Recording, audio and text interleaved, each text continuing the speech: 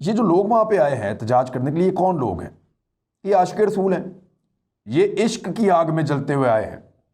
ये आशिक हैं। इनको फायदा और नुकसान समझ नहीं आता। ये दिमाग से नहीं सोचते, ये दिल से सोचते हैं।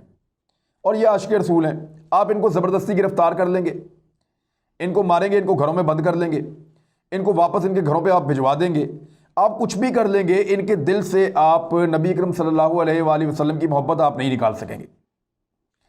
चाहिए नबी अकरम सल्लल्लाहु अलैहि वसल्लम के तरीके पर पूरा चलते हैं या नहीं चलते, लेकिन मोहब्बत पूरी करते हैं। लेकिन आशिक रसूल, मैं फिर आपको कहूँगा कि वो ऐसे नहीं सोचते। उनका सोचने का एंगल इश्क का है। वो तो इश्क की आग में पहले ही जल रहा है, आप उसको और कितना जलाएंगे।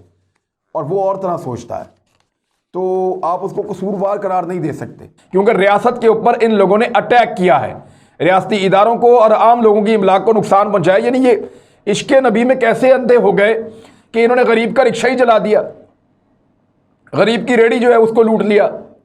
ऐसा तो नहीं होता। ये आशिकाने रसूल हमला करें तो ये जाते हैं सीधा। और मैं आशिकाने रसूल जो कह रहा हूं वो मैं इसलिए नहीं कह रहा कि ये वाकई आशिक रसूल हैं।